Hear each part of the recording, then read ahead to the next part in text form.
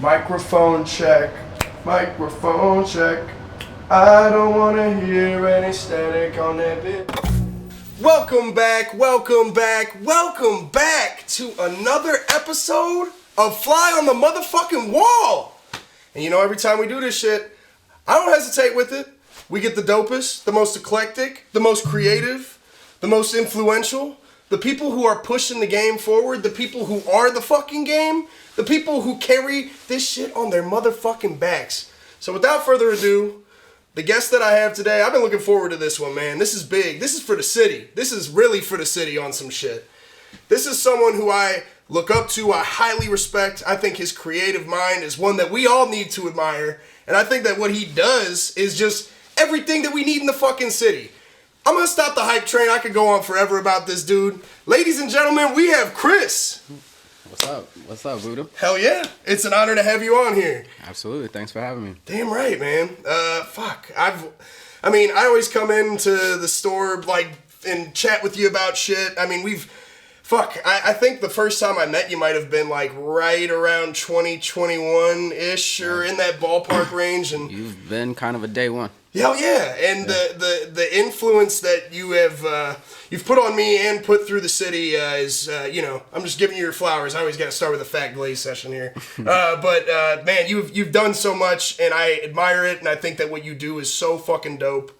And we wouldn't have a lot of us in this city wouldn't have a remote platform without what you're doing, and I think you continue to push that shit forward. We got to get to know you. We gotta understand a little more about who you are, and that's why we do this shit on Fly on the Wall. So I got some questions that we got to ask. You do a lot of design. You do a lot of curating in general, even with like music stuff and getting people together and like events. What kind of inspired you to lean into that? You know, even just from the jump, like anything creative, really, I guess.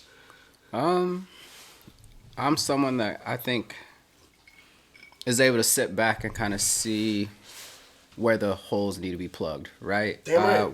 Whether that's my goal or not. Yeah, hell yeah. So I'm someone that kind of just sits back, and I think I just naturally gravitate towards, like, where can I help? Whether I want to or not. Yeah. It's just kind of embedded in me. It's a reflex, yeah. Right? So, even off rip of just the store in general. Hell it was yeah. me. I had a store and a warehouse down on the south side for 6-7 years before I even opened up Profield Reserve. Yeah. But the reason why I opened it up is because anytime I would go to just find like just a white shirt to cook up a sample for a client, right. I'm like, can't find one. Yeah. And I'm like, this is like a really cool part of the city, and the options that I'm finding is not up to par for me. Right. And everywhere I looked, I'm like, I'm not finding what I want. What you're looking for, right. The people I'm seeing in the city, like, they definitely would just want a crispy white tee. Damn right. Without a doubt, so for sure. When I'm not finding the things I'm looking for, I typically lean into, well, let me figure out how I can, like, fix this. So I just opened the store on a whim. Damn right. Just hoping it would work, and it worked. It definitely, I think with fucking flying colors, it's been a huge success in my eyes. I mean, fuck, I got... Absolutely, yes. This is one of my favorites of yours, actually. One of the famous marathon tees. Hell yeah. All of them are hard. All of them. My closet's like fucking... I mean, shit. If you look around here, there's little Profield tidbits everywhere. I got a fucking... Nice. Oh, okay. I got a couple prints from yours, too, hanging up. I mean, fuck. It's dope. I think it's creative, and you fucking... Everything you've done has pushed shit forward. And now it's up to us to help kind of push forward as well. Yeah. I think... you've inspired tons of fucking people. And now it's up to us to kind of, like... share the inspiration in a way. And man, it's what you've done with the store. You have created a hub. We were talking about this a little bit before we even kind of like hopped on. You've created a community for fucking people to fucking kind of link up at and kind of network and really make each other better in a sense, and I think people have. I really think people have gotten together, and I've met a lot of fucking people at Pro Field and Field Club. Actually, the episode before this that is technically dropping at midnight tonight. Oso Valley, that's the boy. He's real as fuck, and I met him at 314 Day last year, and you know, I've worked on music with him too, and I think he's super talented cat, kind of like the future of St. Louis kind of vibe going on with him, and you know, that wouldn't have happened without you having that hub. So again, more flowers. Here's a fucking bouquet for you. Thank you. But yeah, that's dope, man. I feel like you just kind of are naturally finding solutions for shit. Absolutely. Do you think there's like a reason for that too, that you like, or is it just kind of innate that you do that? It's innate. Yeah. I think everything that's kind of like unfolding is just like it's kind of just a story that's already written. I've let go of the wheel. That's, you know, I never expected to be in this position. Hell yeah. I come from the world of merchandise and retail and sales, but I grew up a creative kid. Like, you know, I truly come from a fine arts background, what a lot of people don't know. Like, that's dope as fuck. I can draw, paint, do pottery. Hell yeah. I went to school for product design. I wanted to be a shoe designer. I worked for a Finish Line all through high school and college. Yep. So the goal was to, you know, get out of college, go work for a shoe company. Hell yeah. And things didn't really pan out how I expected them to. So, you know. Right. You always got to reroute at some point. You know, I was in college for a while. I kind of was. I went to college kind of unprepared, and then by the time I got my shit together, I was doing very well in school. I was top of my class. I had a job waiting for me as soon as I got out of school, but I got caught up in the recession of like 2008, 2009. So in school for so long, but then within 6 months of having like your first like big major job, you're literally thrown back out on your ass and you're like crawling back home. Yeah. Oh yeah. And you end up back in your parents' basement. I've been there. I get it. You're asking, you know, your previous jobs that you're like kind of like, fuck you, I'm out. Yeah, right. Yeah. Hey, you got that job still? Hey yo, like, y'all still hiring? Yeah, they're like, you know what? You can be a sales associate. Right. And I'm like, I'll take it. Yeah, hell yeah. At that right. So, just naturally this is just kind of what it's unfolded to out to. You know, my first successful business, which it was based in merch and my first like brand, but what a lot of people don't know is I was kind of already in the music game. Yeah, hell yeah. So with the merchandise that, you know, that I was selling in the past, I learned the value of seeding artists and athletes. Damn right. Gift packages. For sure. And then when they got put on to like my aesthetic and like the quality of my things, I just got to know them. So then I'd be pulling up and selling merch at their shows. I started designing collections for athletes and artists. There were some artists where I was just like, I know someone that works at the radio. I can get your first play back here in my hometown. Hell yeah, damn right. So I've already kind of been in the music game. I've been in the sports world. Right. Yep. My stuff has been all over the world. So that's sick. It's kind of like you guys didn't know me, but I already had the tool set. I already been doing this. Yeah, damn right. Yeah. So it was kind of like, where did this come from, and why is it already working? Well, it's because you were that muscle's already been flexing. Yeah, absolutely. Hell yeah. I just kind of offered what I already did at a high level to people that just didn't know anything about me and what I think we're truly building from the ground level. And I'm like, I can fucking help y'all. Hell yeah, damn right. We were just talking about this before. You're kind of like a guiding hand. Yeah. In a way for a lot of us. And, you know, fuck, man. I can't say it enough. We need that shit. Yes. We would be lost. We are lost. We are all, truly as artists, we can make the music. We can fucking promote it. We can shoot fucking videos. We can do all that shit. Yeah. But what the fuck do we do with it? You know? Exactly. And that's where you come in. You know, you come in with platforms. You come in, and even aesthetics, visual ideas, merchandise, everything. Yes. Like you're an octopus with this shit. I like that. No one's ever said that shit. I Hell, with that. Hell yeah. That's dope. Damn right. No, like literally. I mean, that's how I see you, bro. Like you. You have a helping hand in many facets and many genres of shit, and every form of the art mediums too. Like, you know, I've definitely had times where I've like talked to you, like even 2 or 3 years ago, where you've just, you know, maybe we're just fucking talking after I bought a shirt or something, but you've really kicked me some game that kind of helped redirect some thoughts of mine, like with aesthetics and stuff along those lines. And, you know, I think that's just super important, and it's super fucking helpful, because a lot of us artists are fucking lost. We really are. Yeah. But, man. I would say this, as an artist, even from the ground up, you need to start playing the role immediately. Mm-hmm. So even if it's your first, like, EP or your first single, like, yeah, treat it like you've already been in the game for... Damn right. 10 years. Yeah. Like, you know, that's the confidence you need step out behind with it. Intention. Yeah. And yeah, nobody's really watching. Sorry to say. No, you're right. Like they aren't. No. It sucks, but yeah, you know, you gotta earn that. You gotta earn it. Most artists building from the ground up, it takes a minute to be discovered. It but does. Would you rather have a 5 years of body of work that nobody's ever seen, so when you're finally discovered, yeah, someone goes, they go, oh, he's got a catalog. He's got a catalog. Yeah, exactly. And then it really solidifies you, and then they can truly like dive into your work and be able to tell their friends and their families and their coworkers and say, I just discovered this guy's single he just put out. He has a great visualizer to it. Hell dropped yeah. a great piece of merch with it. I copped.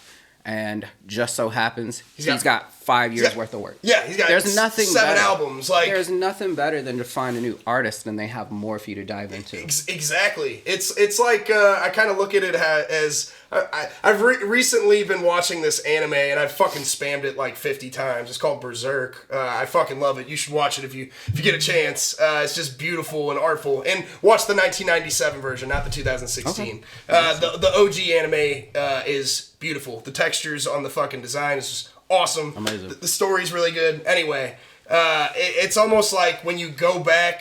So I discovered this anime through TikTok and shit, whatever. I know it's kind of a cliche way to understand and learn things from, but I fucking got it from there. And when I got into it, I saw this. There was only one season, so you don't really get a full detailed story of what the manga goes into. But when I found out the lore of the manga, you know, it's like kind of what you were talking about. Like, you find this bevy of fucking more shit to dive into and deeper lore when the artist has a bigger catalog. And I've even talked with Cole about this shit too, about like my catalog, where it's like one day someone's gonna discover you, and I have like fucking 8 mixtapes, fucking albums worth of shit.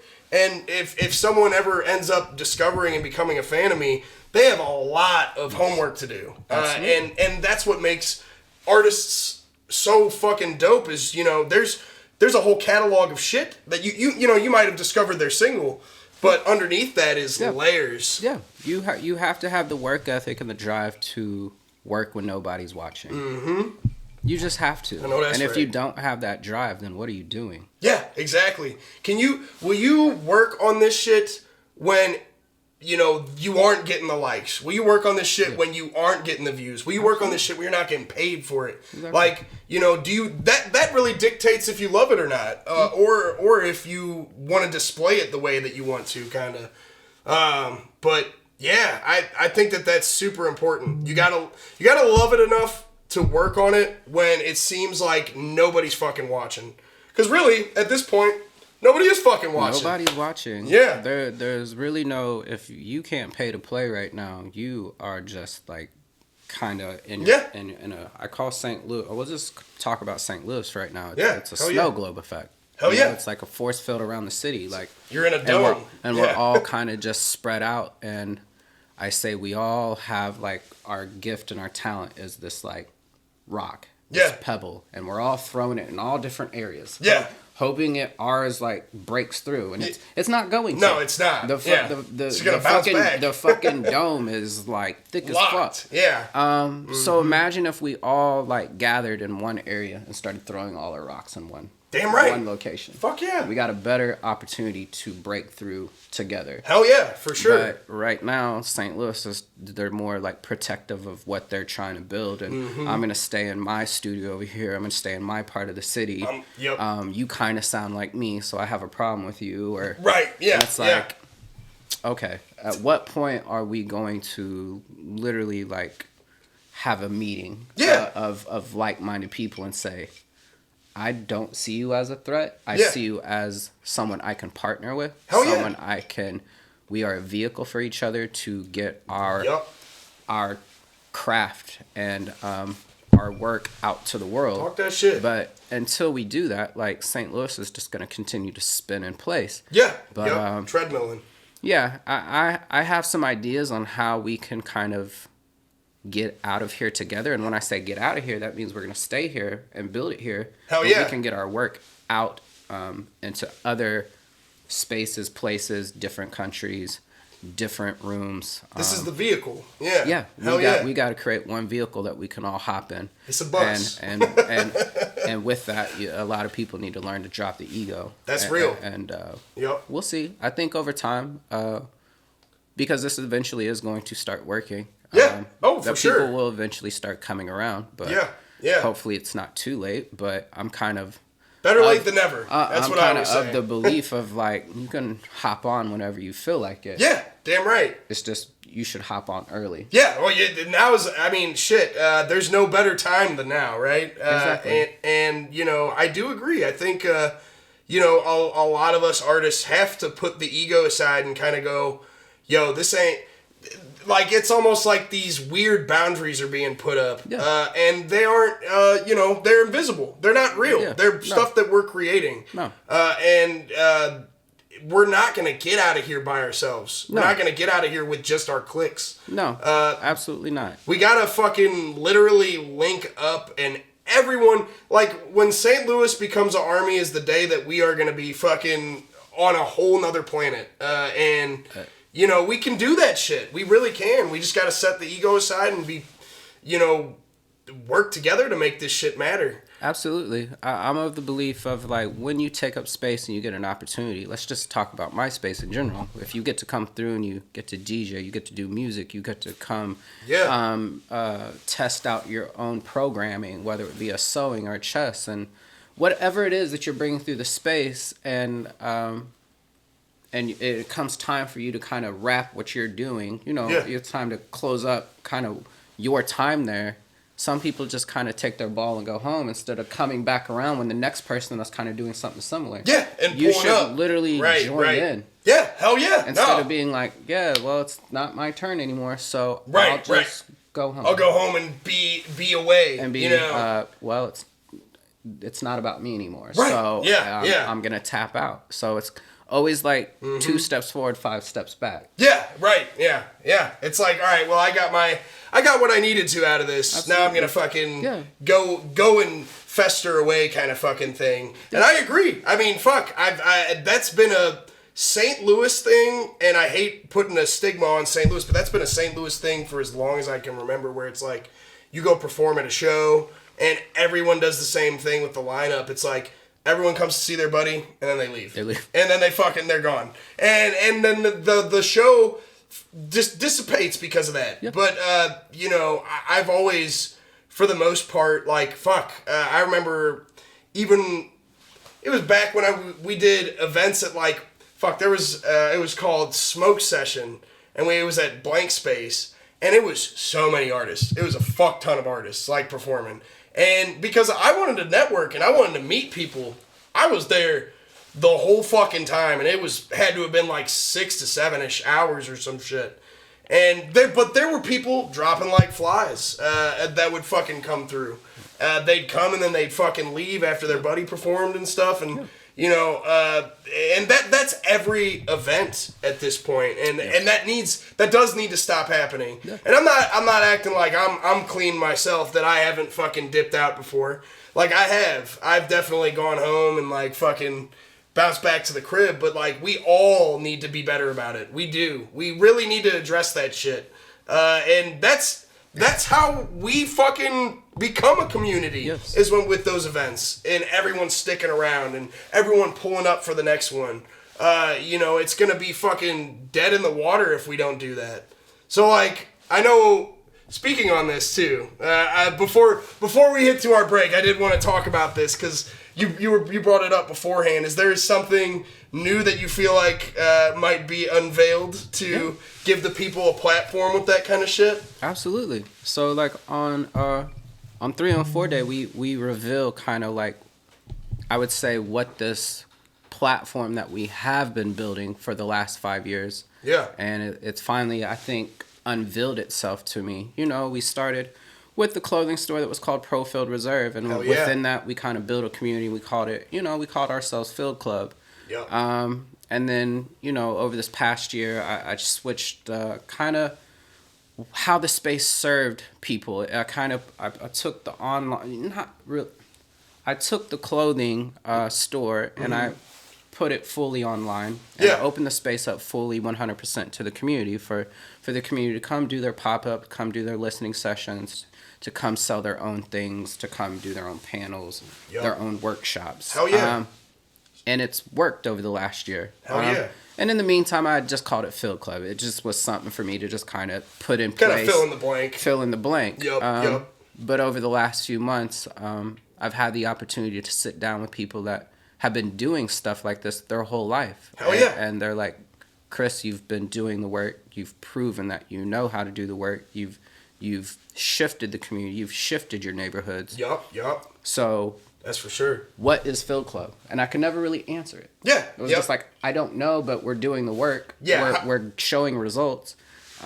But yeah, on 314 Day, we reveal Park. It's the People's Art and Recreation Center. Hell yeah. It's the PARC. Hell yeah. So you'll be able, you know, any part of the city, you want to come to the south side, you say, let's go to the park. Damn right. I love that shit. That's sick. And I know I kept saying it before we hopped on here, but like I just see that shit fucking everywhere. Stickers, merchandise, any form of branding, sponsorship attachment. Absolutely. And you know, you have a track record. Obviously, it shows. Like you know how to make shit successful, and you know how to make shit have an aesthetic that people want to be a part of and join. Absolutely. So you've got the skeleton. Now you're basically adding the muscles and the skin to it. Yeah. And I think that name's dope. And I know you're gonna offer people a platform where this shit can fucking pop off at, man. Absolutely.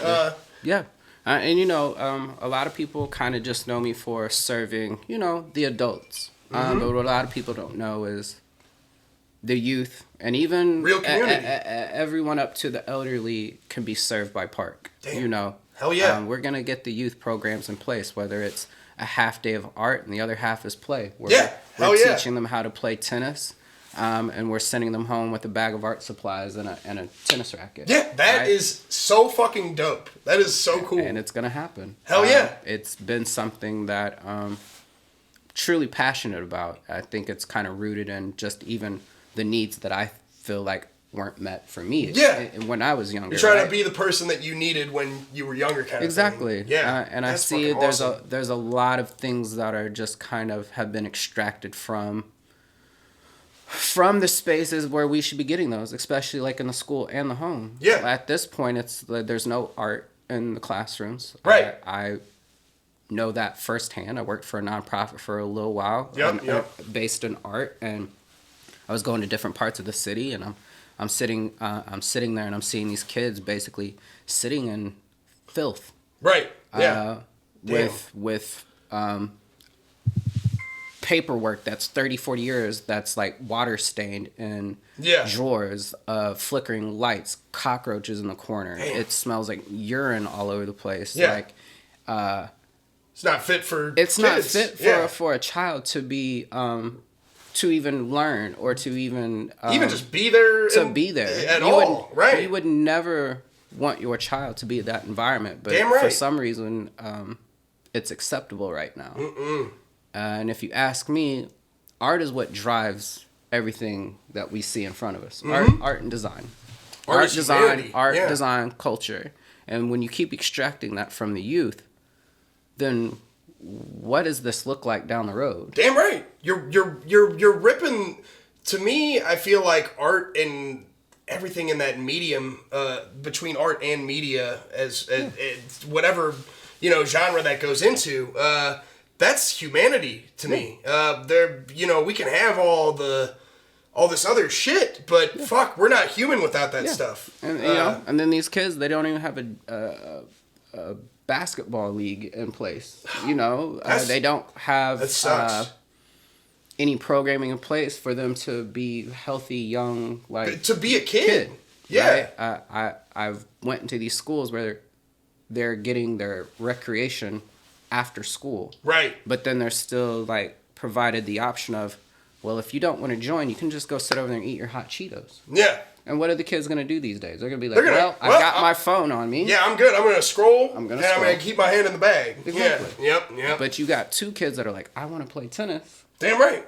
So it's how do you take these two kids and give them the skills and the opportunity to kind of expand upon that, right? Hell yeah. Or even being able to go home and say, I'm interested in this, and actually I'm kind of good. Yeah, hell yeah. And most parents right now are like, I can't afford that. Right. I can't afford tennis lessons for you. But believe it or not, there are tennis nonprofits. Yeah, there's ways to go about it, of course, that are offering these things. So my goal is to find partnerships all throughout the city that already offer these services. I don't have to do it. Yeah. But what I can do is bridge the gaps. Damn right. Yeah. Connect the dots in a sense. Absolutely. Yeah. Hell yeah. That's dope as fuck, man. That's honorable. To even think about that kind of shit. Because people they don't think about that stuff. And that shit is so fucking important. It's very important. And, I think beyond just worrying about, the upper of the community, you're thinking of the whole entire community with that. Absolutely. And children are fucking so important with that shit. Getting them involved and getting their foot in the right place to even start with. Absolutely. That's really important, man. So it's built from the youth all the way up, because there's still there's post high school and there's post college education as well. Yeah, damn right. I think people are kind of seeing colleges as the all to be all. No, definitely not. Right. So how do we take someone that's just got out of high school and they're like, listen, I'm not trying. I'm not trying to be 60,000 in debt. Yeah. On this 100,000 in debt. I know and that's really, right. I just want to know how to work with Illustrator. I need to know how to sew. Yeah. I need to know how to communicate with the manufacturer, and I can get to cooking on this stuff. Damn right. How can I get the starting points? Absolutely. So the goal is to put programming in place that allow people to get the skill set to find out what they're really good at. Yes. And learn it learn it at a pace that makes sense. Yeah. Yeah. And I see there's a lot of programming what people consider programming or putting things in place where it's not enough and it's not consistent enough. Yeah. So my goal is, there needs to be a sewing and a fibers every week. Yeah. And this is open to every down to an 8-year-old up to someone that's 60. We're at the point now with fashion or whatever where kind of people are, I feel like, kind of over shopping and over consuming. So when I got a hole in my pants and I don't want that hole, how do I sew that? Yeah. Most of us are like, I don't know. Damn, and that also, is real. I don't have the extra money to go. So how do I repair my own things? How do I repair stuff for my family? Myself? Yeah. How do I fix things for my friends? Damn, that's real. So there's a whole different level to this and being intentional what we're offering the public. Yeah. Skill sets that necessarily aren't being offered in spaces that speak to people where we're currently at as a society. Yeah. damn, that's heavy, bro. Like, fuck, in a good way. Like, that's shit that, man, like, the modern person doesn't really know how to sew or patch up some extra shit, or, like, fill in the blanks where they need to. And being able to offer them that is fucking huge. And I know that what you're going to do with this park stuff is going to offer that and create just a world of opportunity for people. And, you know, if y'all are watching here, y'all should be clapping your fucking hands and giving him a round of applause for the idea of thinking of that kind of shit and pushing that shit forward. Yeah. The party's over. The party is over. Damn right. Yeah. It's time to look forward and look out for everybody. And you know, I think that what you're doing that. Yeah. You already were, but now you're expanding on it even more, and I think that that's fucking awesome, man. Yeah. So more kudos to you. Yeah. And may the flowers continue to fall. Thank you. Yeah. I think the day, or at least in my space, is the days of just us standing around and looking at each other and just being like, okay, where's the drink? Where's the next person that's got the weed? What like, who's pulling up to kick it? It's like, it's been there, done that. It's dead. It's not serving us anymore. No, it's dead. You know, we can still have those moments outside of like these spaces where we're teaching and providing skill sets. But that can't be everything. It can't be everything. It can't be every day. You know, so that's toxic living like that. And that's just kind of what every space kind of seems like is happening in St. Louis. That's, you know, and we only have so many spaces that we get to take up. Hell and yeah. we literally just go in a room, try to get a fit off, and then we're just like, that's it. Okay, cool. I smoked my blunt. I wore my vape. I'm out of there. Yeah. Like, yeah, and that's not everything. And there's so much more facet to life beyond that. And I think it's a healthier way to navigate it if you don't just do that shit all the fucking time. And I'm happy that you're addressing that. I'm happy that you're bringing that up. This is stuff that we need to talk about and we need to address and we need to kind of like dive deeper on. And fuck. I'm happy that you're bringing it up. Yeah. Probably wasn't expecting. No, I want you to talk that shit, man. That's awesome. Because I agree. I'm 100% in that same Venn diagram with you. I think that we need to understand that community isn't always just going to get fucked up. No. Community isn't always just, all right, I need to go hit the bottle with my boys, or I need to go and smoke up with them, or whatever. Yeah. Sometimes it's, all right, how can I go and shoot some hoops with my friends? Exactly. And there's other forms of community than just getting fucked up all the time. Yeah. You know, coming from someone who used to be a party animal in his early 20s, I've grown so far out of that. Yep. And you know, doesn't mean I'm not gonna have a Manhattan every once in a while. Your grown moments and sit down and have a drink, without a doubt, have a sip with somebody. But like, if this is all you're doing every time you guys take up space, whether it's not you're doing it at home, you're doing it outside of home, like, and I'm not innocent. No, same. Yeah, we all got like these things have absolutely hindered me in my earlier years, but I think what I'm trying to do is like get out ahead of it for other people and say, there's another way. This just can't be what you rely on to like take up your time. This can't be the crutch. This can't be the crutch. Right. Like, there's absolutely moments for that. Yeah. But we've got to fill this free time we have with building skill sets and like expanding our minds, expanding our reach, expanding our resources, and even wiser use of your time. Even our Rolodex of people we know. Yeah, damn right. Being able to communicate people with a clear mind and clear thoughts is going to take you way further and get you in more rooms. Damn right. Because the people with the resources and the money and Yup. They're coherent. Yeah, and you can't be fucking off a perk and a fucking L and a fucking drink every day, bro. Like, that ain't...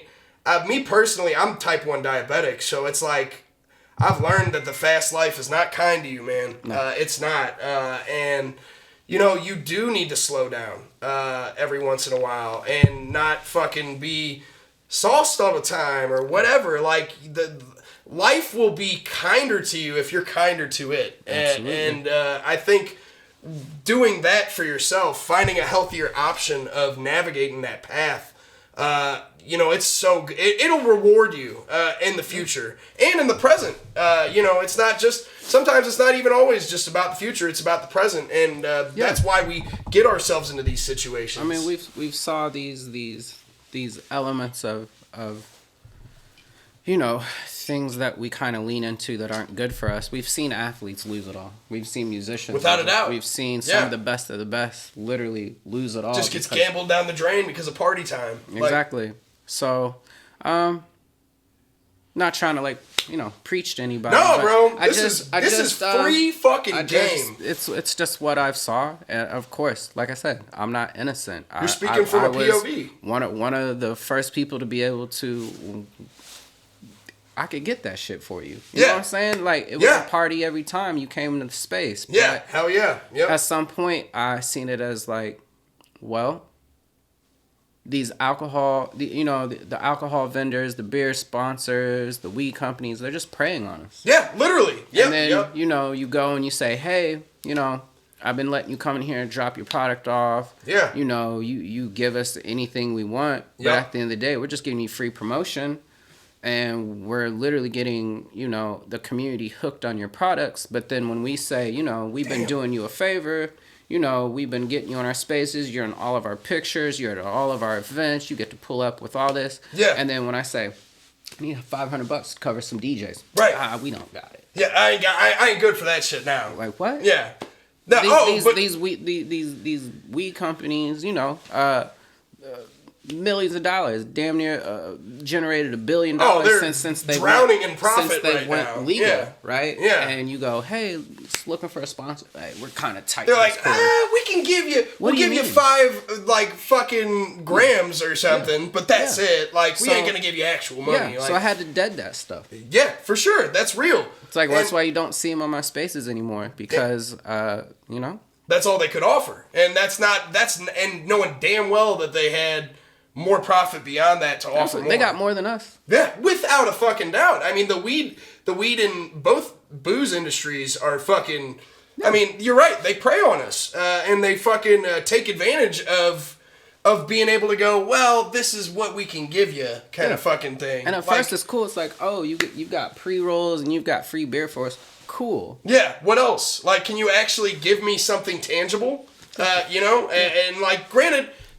All that stuff is fun and whatever, but it was great at first, but I caught on. No, but there needs to be more. There does need to be more. There needs to be a tangible offering of something that can help benefit the opportunity of the event or whatever the fuck is being thrown or whatever's trying to be pushed forward, instead of it just being like, here's the product, take the product kind of fucking thing. Like, I mean, it's wild that just for example, and then we can switch up the subject. No, for sure, without a doubt. When you got weed companies in the city trying to partner with run clubs. Yeah, that. How is it? Are we kidding? Yeah, that's literally counterintuitive. Like, yeah, here. Like, how can I not breathe while I run for a mile, bro?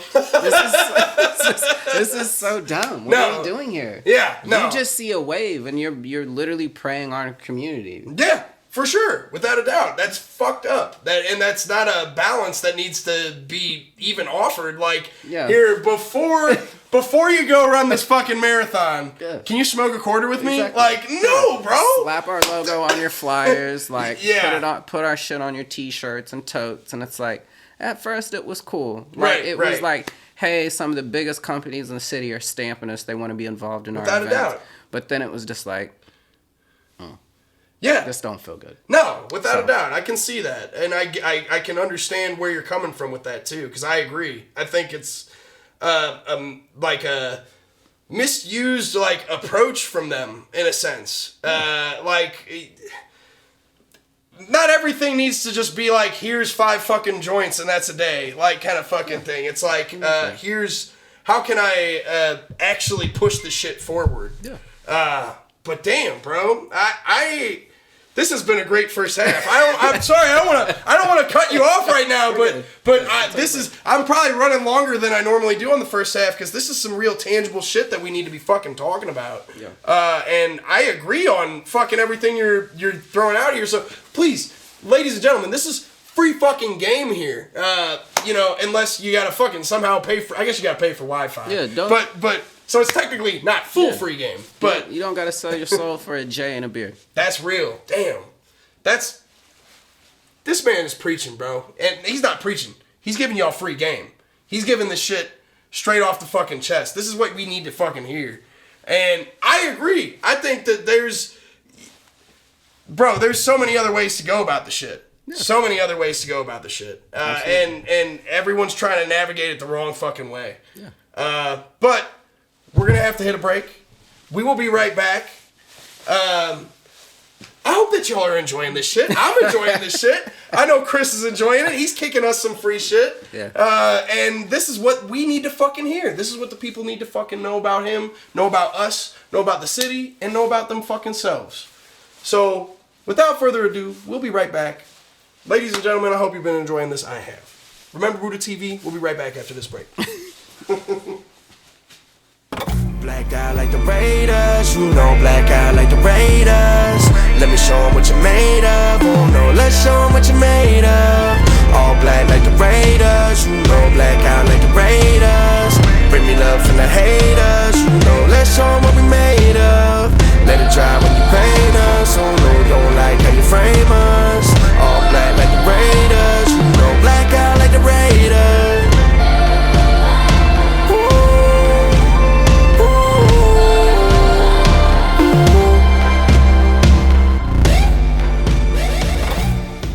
We are back. We are back. We are motherfucking back. The first half was amazing. I feel like Chris gave everybody free game, per usual.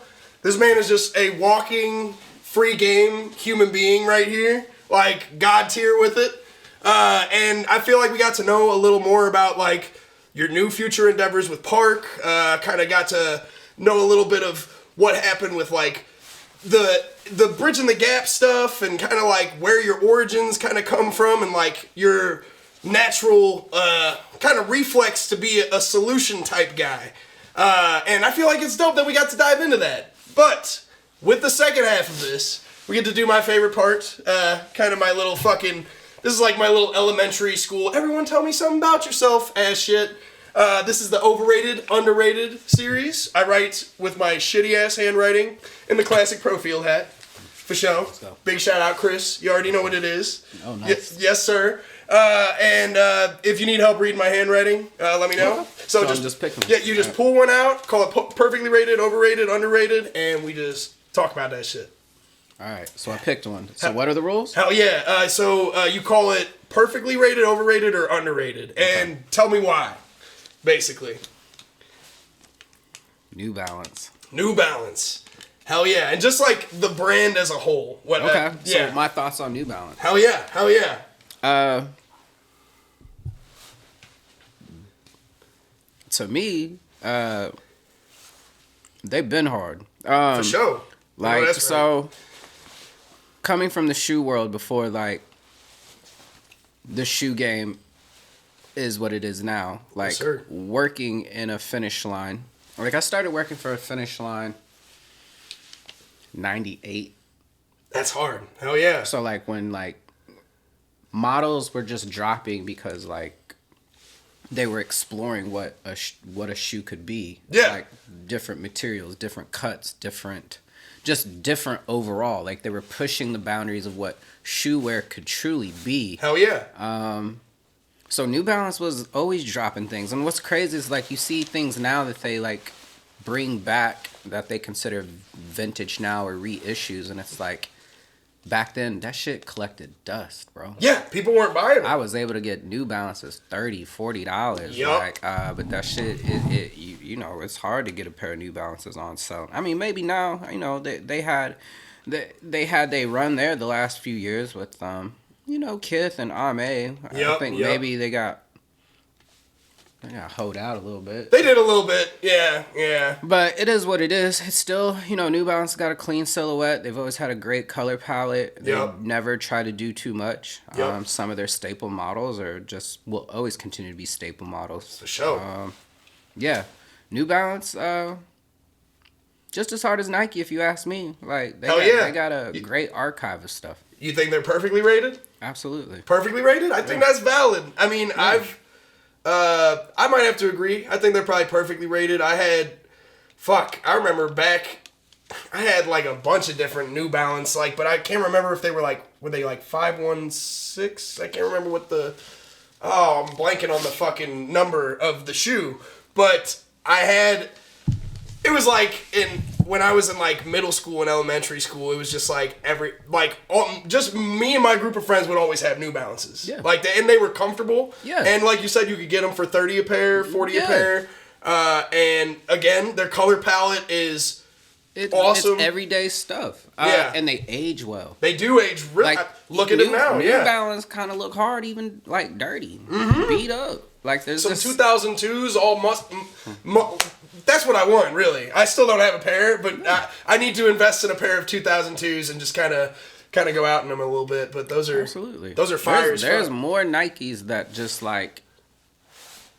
they don't really look that hard when you look at them at a certain angle. I agree. I think I'm really not that big of a fan of. I know you got them on. No, you're good. You're good.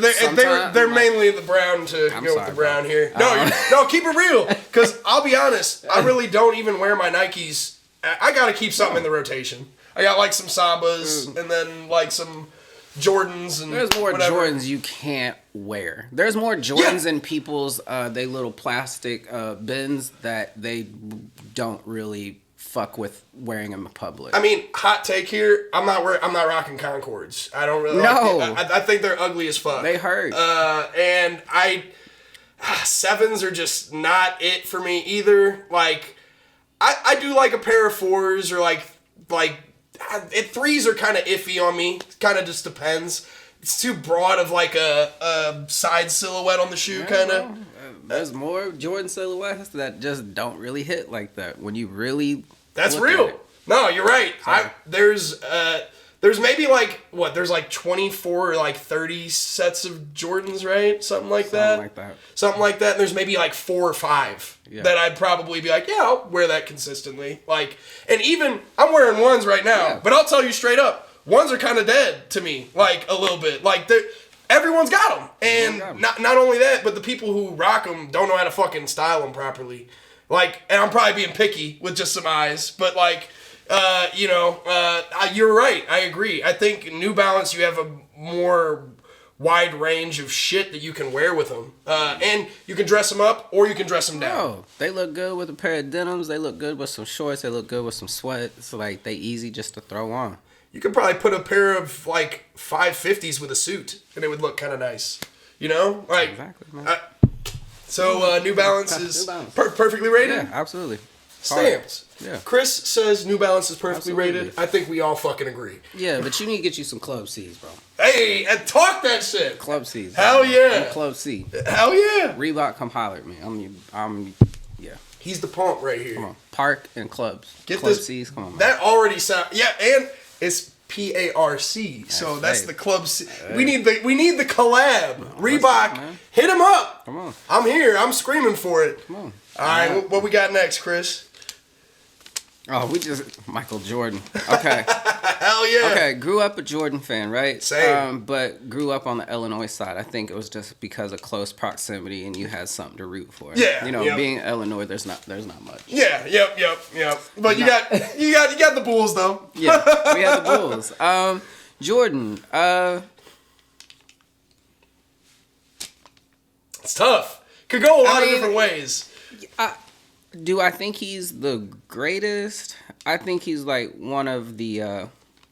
He switched up the game for us, but I don't know. Yeah. Michael Jordan. I know, he shifted so much for us. He did. I think he had. Well, he had a skill set that was before his time. It took the NBA a minute to catch up to getting an What? athletic freak kind of thing. Exactly. Yeah. It's like, it's like getting an athlete before like the rest of everyone else is like, Was like- that's how you can actually play? Yeah, you can jump. Yeah. You mean I can fade away? Yeah. I can like do all this crazy. I didn't know that was acceptable. Yeah, I can play with a little more swagger too. Yeah. Yeah. Yeah. Um, No, Jordan, great for the game. Without a doubt. Yeah. Do you think he's perfect? Over, under? You keep it real. He could very well be considered overrated to some people. He could be underrated to some people. I'm a Chicago Bulls fan, as I'm only because there was no NBA team in St. Louis. He did some stuff to taint his his legacy. the whole without a doubt. the playing baseball, The gambling the shit. playing for the Wizards, bro. Yeah, the Wizards era. You Mike. went out sad. Yeah, he did go out sad, and then to be like the Charlotte Bobcats owner. Yeah, and they've been dog shit while he was the owner. And then you got all this money and you dress so bad. Hey, his I suit. don't know. He has bottom 3 suit game of all time. My It's thing crazy. is, how do you dress so hard back in the day? He did, but it's fucked up.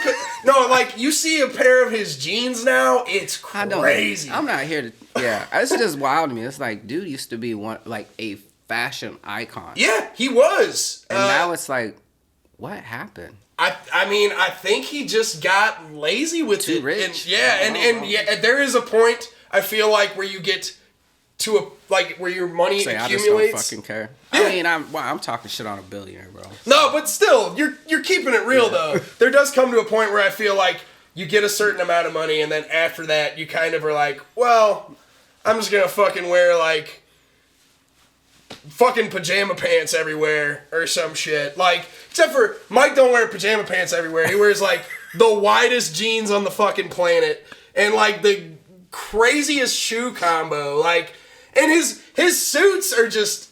I'm not even trying to dog you, Mike. You're one of my favorite players, bro. You are an absolute legend. better. But Do better, Mike. yeah, do better. I know you can. He can. He can definitely dress it up. But I would say for me, I would say Michael Jordan is. I'd give him perfectly rated. I wouldn't give him over or under, only because I just think of the stamp he's made on the sneaker game, and with even fuck the sneaker game in hoops. He is. In that era of the 90s, there was just no one like that. Exactly. And he, just like Kobe, just like Steph, just like LeBron, they are generational talents, and they have pushed the game forward. And Mike was probably the biggest one to push the game forward. He made the game international. And, Absolutely. the Dream Team stuff. Absolutely. Switch the game up. I think my thing is these days, I think with social media and the internet, and like you truly get like a first-hand seat at the fan bases.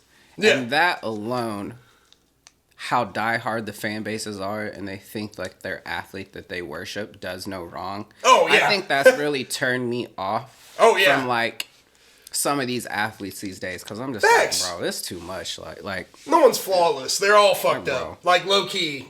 so like some of the people that I was like 10 years ago, I probably be like, Jordan's the best, blah, blah, blah. But now I'm like, bro, I'm cool on it, bro. Yeah, no, I low-key, I feel you on that. I'm cool on I ain't gonna lie. Like, he's kind of tainted his legacy a little bit, and like the way he's kind of like, it seems like he's semi-neglected his sons, throughout his life. But This is gonna be good. he I don't want to say neglected, Yeah. but his son's fucking Larsa Pippen. That's crazy, bro. That is like, wild, bro. like that's kind of wild. That's crazy. But Mike to me is, I just think he's a legend in the sports world, and he was the first epitome of like greatness in my eyes in sports world. Listen, like. The best sports documentary is about him. Yes. Last Dance. Last I Dance run is it damn near incredible. every other day. Yep. But yeah. Okay. Nice. No, you good. Michael Jordan. So what do you gonna give him? You give him perfectly rated? I give him Perfectly rated. perfectly rated. I'm over the fan bases. That's real. Keep it real. I respect this dude. He speaks his shit, man. Michael Jordan, 100% perfectly rated over here. Stamped by Chris, stamped by Buddha. Fan bases need to go take a seat, though. They do. It gets too tight, man. Cats. Okay, now we're really talking. Now we're really talking. Now we're talking about a subject that I truly love. Yes, sir. All Let's right, talk that shit. Where's Kirby?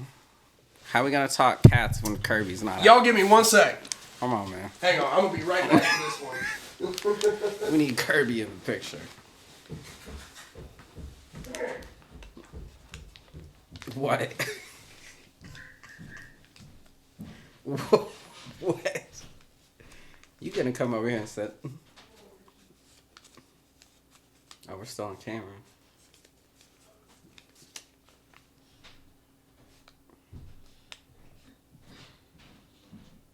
Y'all want to know who's on the other side of the camera? On the podcast, just for a little bit. You want me to give her government?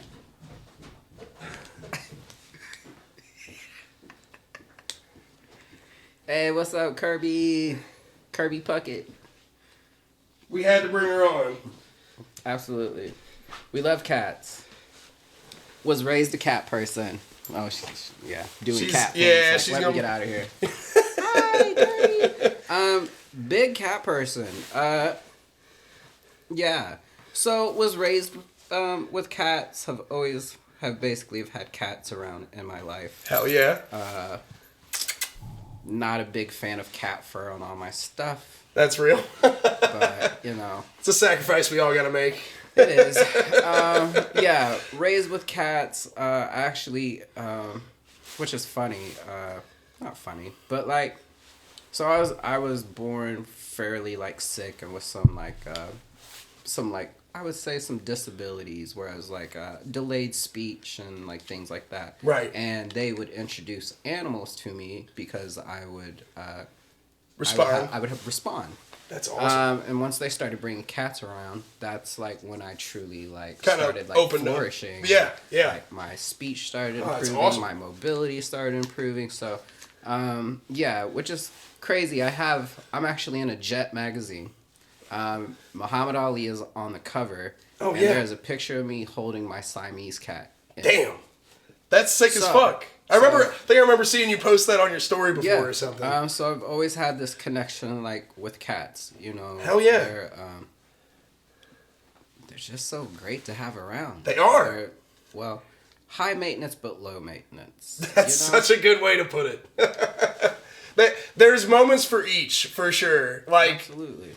I grew up in a house full of, like, we've only owned dogs in my house, but my friends always had cats growing up. My best friend who lived 2 houses down, he had a cat, and she was really sweet, and I had a bad experience with one of my friend's other cats, but I think that was more of a me not knowing how to handle cats thing.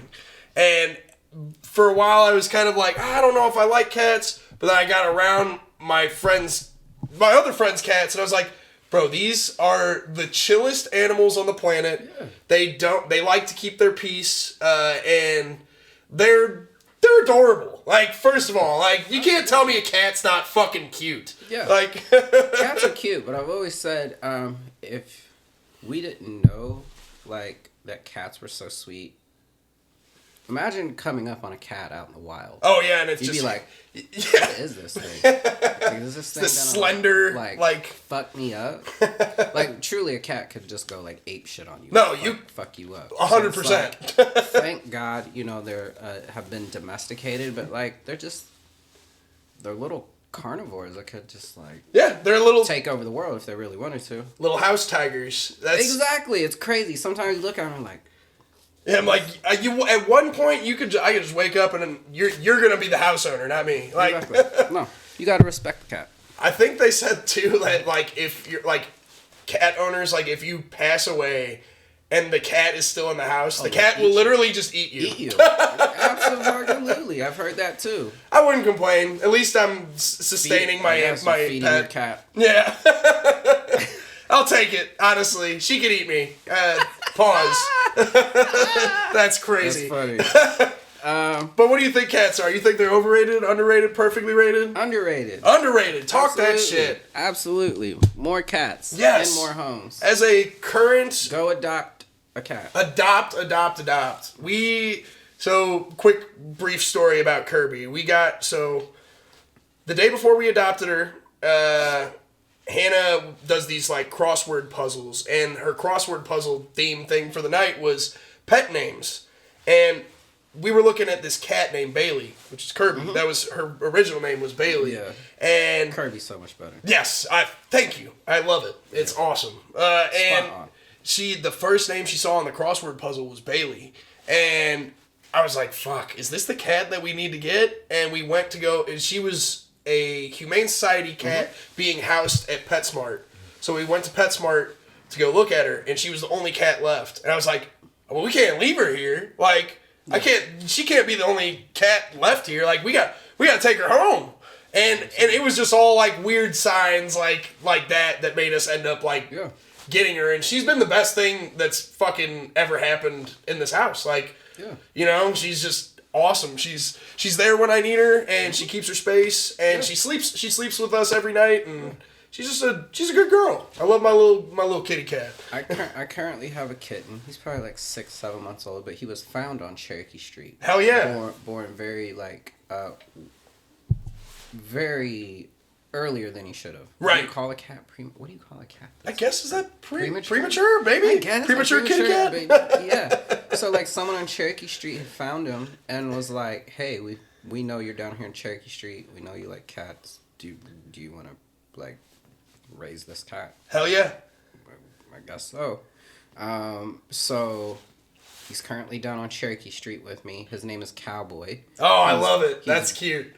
Basically, I think he's kind of like partially albino, but he's got some black spots. Oh, so that's he's sweet. White, but he's got like albino like features, kind of. Yeah.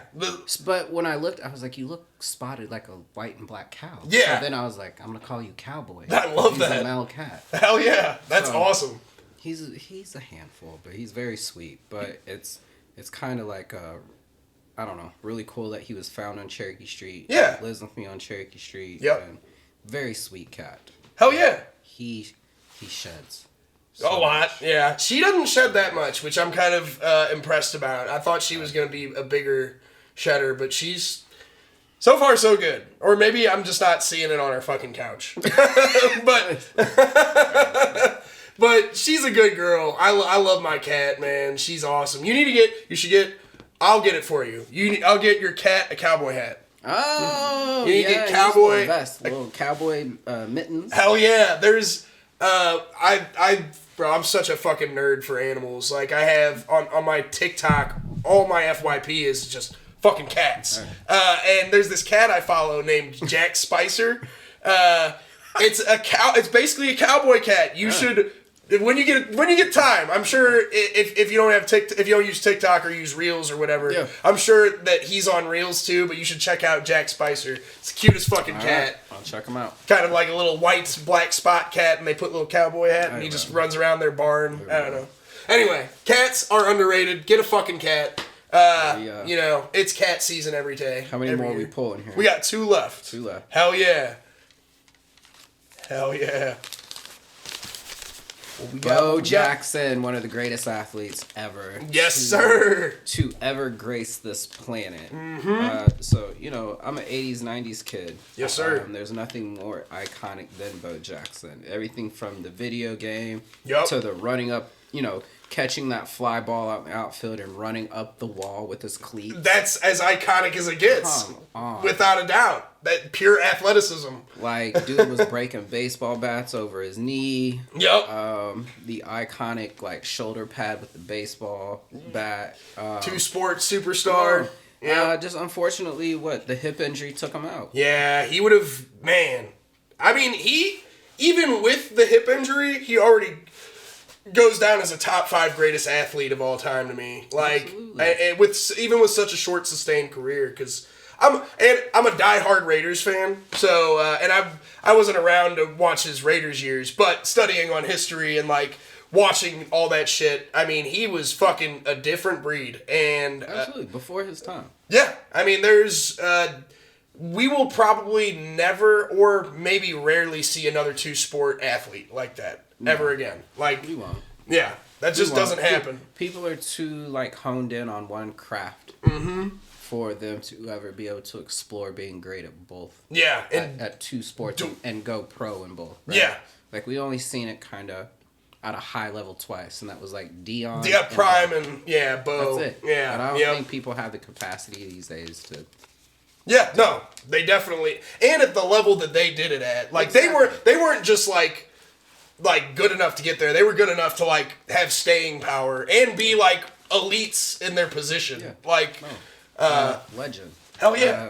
Like as a kid in like the 80s, 90s, like Bo Jackson was like, yeah, for sure. You know? So it made you fucking want a Kansas City Royals jersey. Hell yeah. We were not Royals fans. No. Cardinals fans through and through. Damn right. I mean, yeah. He's like the Wheaties, like the definition of Wheaties box guy. I would say he's perfectly rated because I just think people know how great he was. That's valid.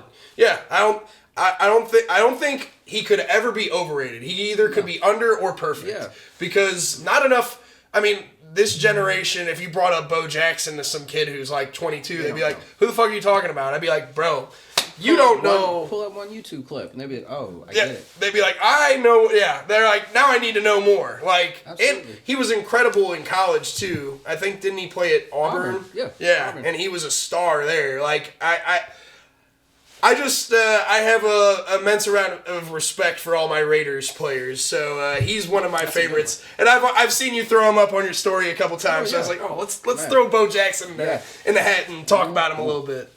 Yeah, hell yeah, and he made that number 34 look iconic. Absolutely, it's a staple. Bo Jackson, perfectly rated. Perfectly rated. Perfectly rated. That's it. Okay, that's it. ASAP Rocky. Hell yeah. ASAP Rocky.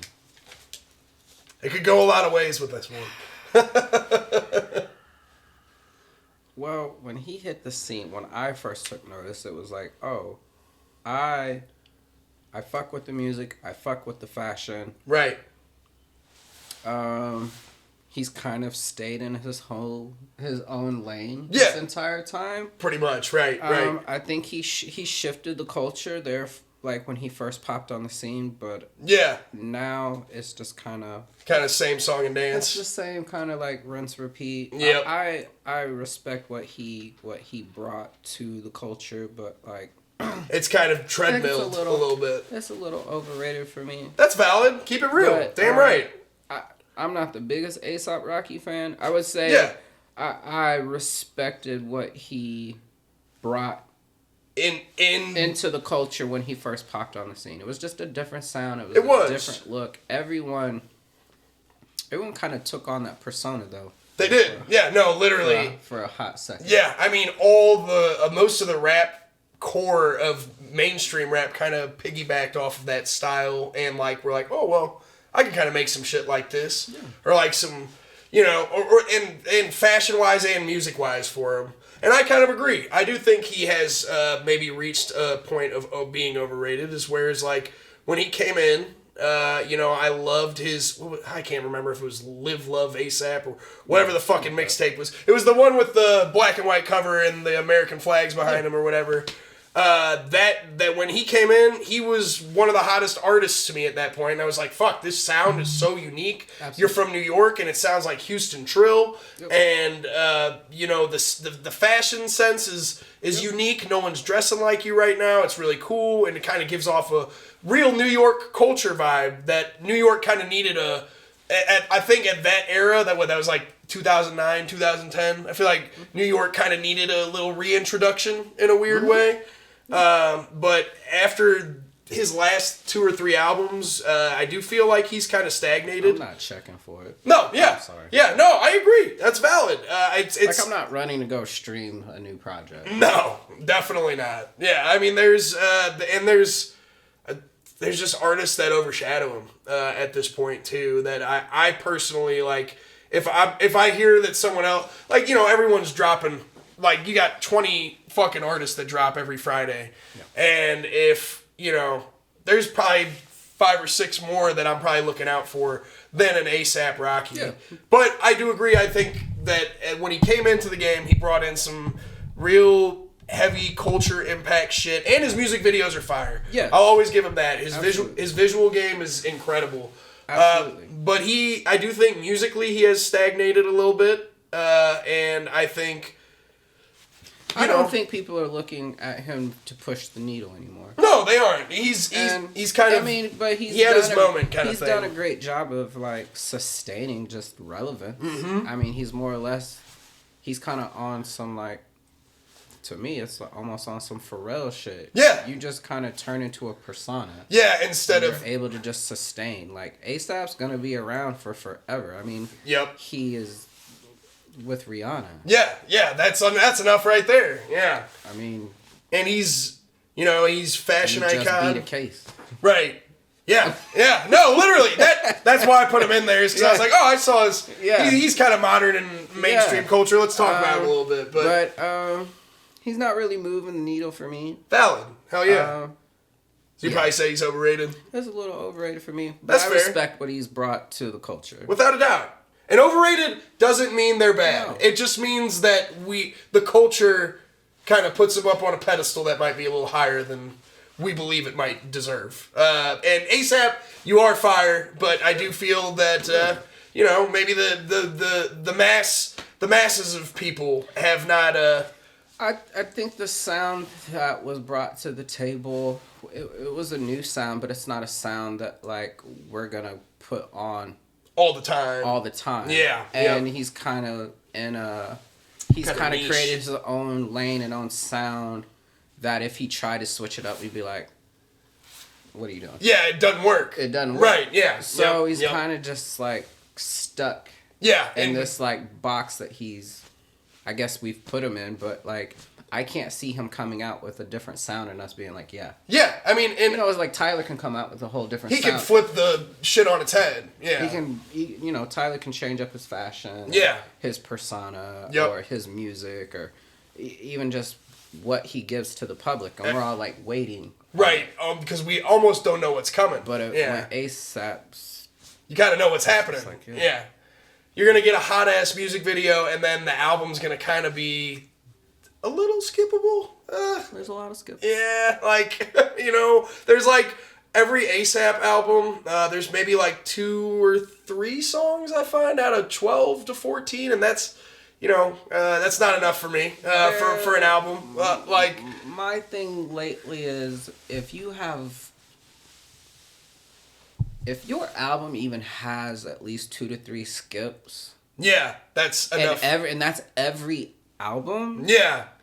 You're not really the superstar that I think people make you out to be. That's valid. Hell yeah. I don't know. We could go into this other stuff, but I'm not going to go into that. You're good. Hey, that's what the podcast is for. Yeah. I have my beliefs on this whole current, what we've seen over like the last, 7-8 months. Yeah. So he's like, I'm about to tell you. Speak your piece. Hell yeah, damn right. Talk your shit. I talked about this yesterday. Hell yeah. We're gonna touch on this whole Kendrick and Drake shit. Right? Hell yeah. Hell yeah. Let's take 2 rooms side by side. Yeah. Right. Yeah. And we give each room the same thing. Yeah. Right. Yep. Whether it be the same food, the same drink, the same whatever it is. Yeah. And you put one room just full of Drake music. Yeah. And you put one room full of Kendrick. Oh, yeah. It may be split 50-50 at first. Yeah. But the further you get into the night, people going to be like, I'm going to go over to the Drake section. Lean into the Drake section? Yeah. Well. Hell yeah. I mean, I think for the vibes, it just kind of depends on the music that you compare from both of them. Like, I've kind of been an avid Drake hater. I ain't even gonna lie. Like everyone has been lately. Yeah, I mean, but I was beforehand because I was a Kanye fan, and when they were beefing, I was like, well, I'm gonna side with this idiot. And then anyway. But we all know where that's going. Listen, we unfurled the receipts as far as listenable music. Oh yeah, Drake is outpacing everybody.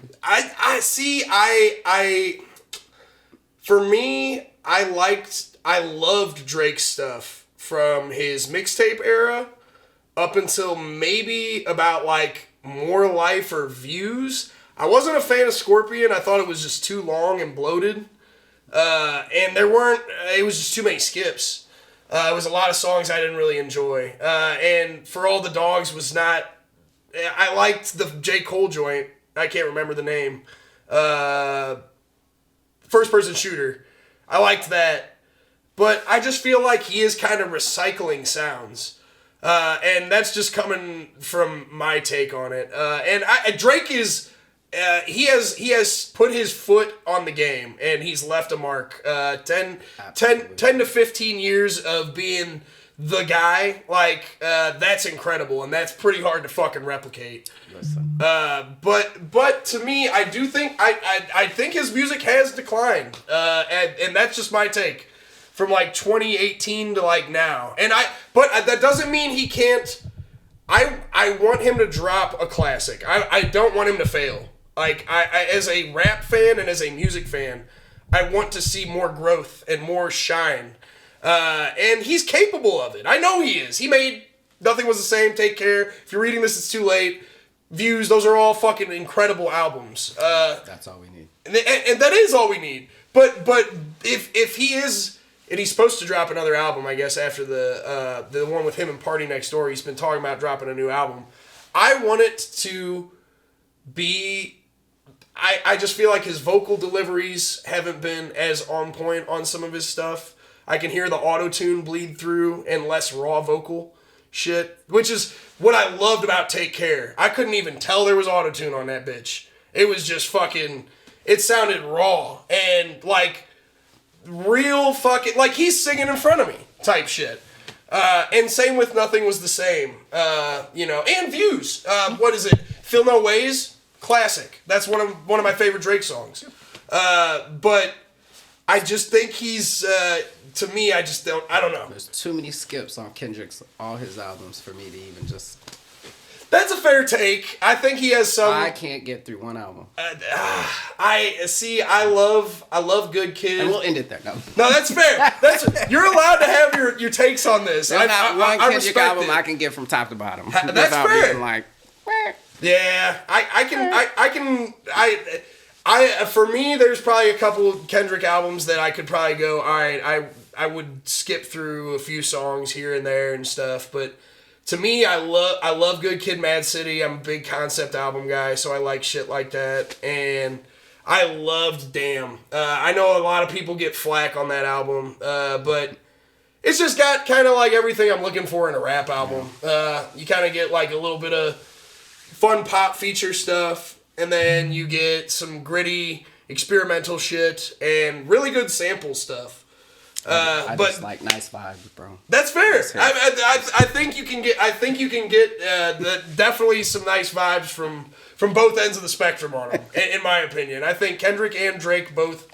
I like as a full board music appreciator, I can love both of them and what they do. Exactly. And I'm just currently being a hater. No, that's fair. That's it. I'm advocating. Everyone has picked their side in this exactly. beef. And I respect that you stood with Drake, and I will stand with Kendrick.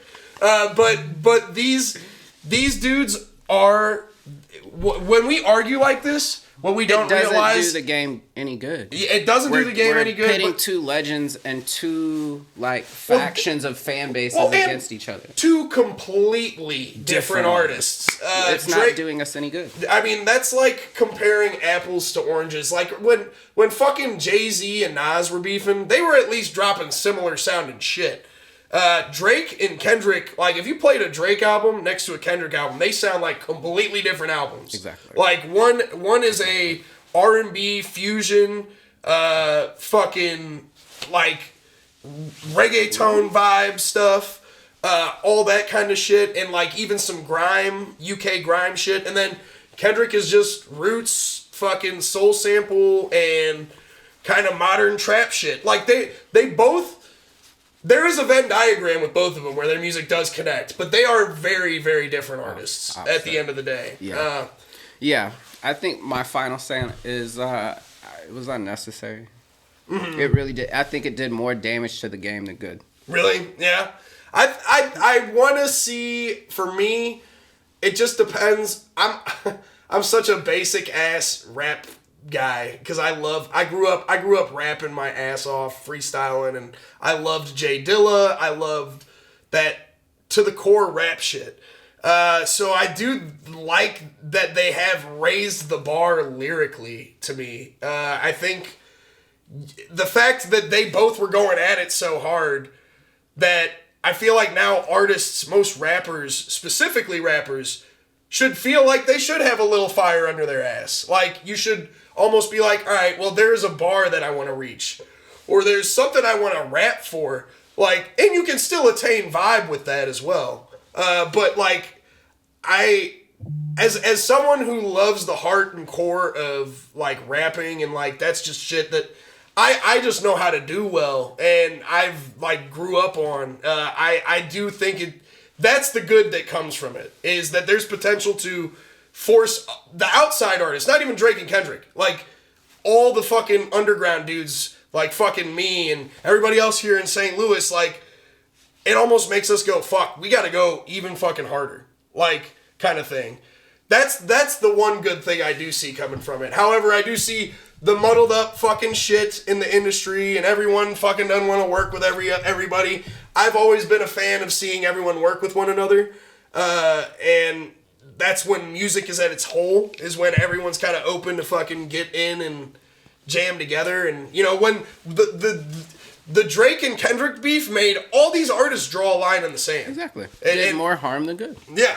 It did more harm than good. Even just the general public in general. You got people that aren't even fans of music picking sides. That's so true.